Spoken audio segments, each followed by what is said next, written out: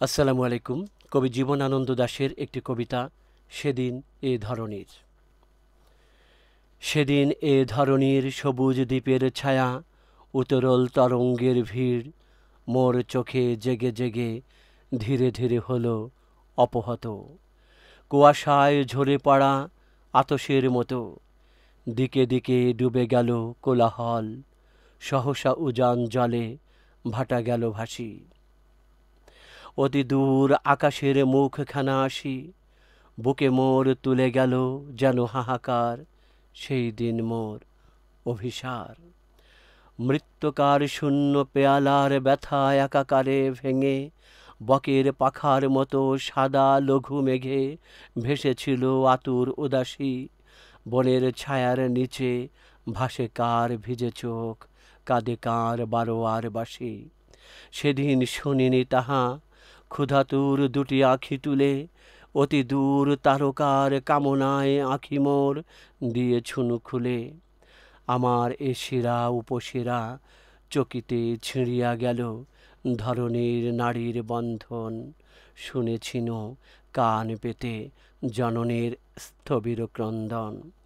মোর তরে পিছু ডাক মাটি মা তোমার, ডেকেছিল ভিজে ঘাস, হেমন্তের হিম মাস, জোনাকির ঝাড়। আমারে ডাকিয়াছিল আলোয়ার লাল মাঠ, শ্মশানের খেয়াঘাট আসি, কঙ্কালের রাশি। দাউ দাউ চিতা কত পূর্ব জাতকের পিতামহ পিতা, সর্বনাশ ব্যসন বাসনা কত মৃত গক্ষুরার ফানা। কত তিথি কত যে অতিথি, কত শত জনি চক্র স্মৃতি করেছিল উতলা আমারে। আধো আলো আধিক আঁধারে মোর সাথে মোর পিছে এলো তারা ছুটে। মাটির বাটের চুমো শিহরি উঠিল মোর ঠোঁটে রম্পুটে।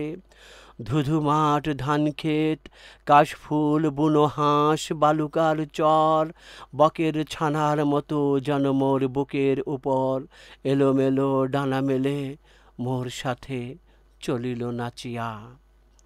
মাঝপথে থেমে গেল তারা সব, শকুনের মতো শূন্যে পাখা বিথরিয়া।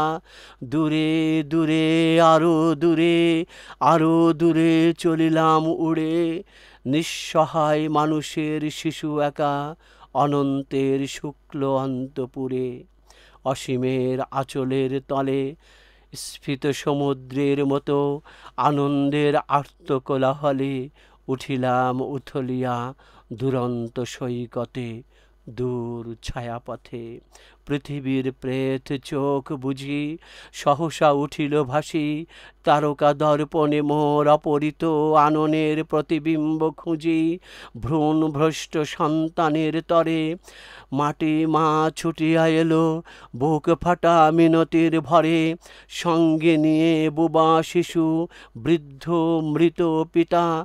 সুতিকা আলোয় আর শ্মশানের চিতা, মোর পাশে দাঁড়ালো সে গর্ভিণীর ক্ষোভে। মোর দুটি শিশু আঁখি তারকার লোভে, কাঁদিয়া উঠিল তার পিন স্তন জননীর প্রাণ। জরায়ুর ডিম্বে তার জন্মিয়াছে যে স্ফীত বাঞ্ছিত সন্তান। আমার খুব ভালো লাগলো কবিতাটা পাঠ করতে।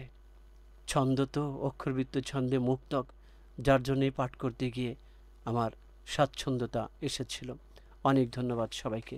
আসসালামু আলাইকুম।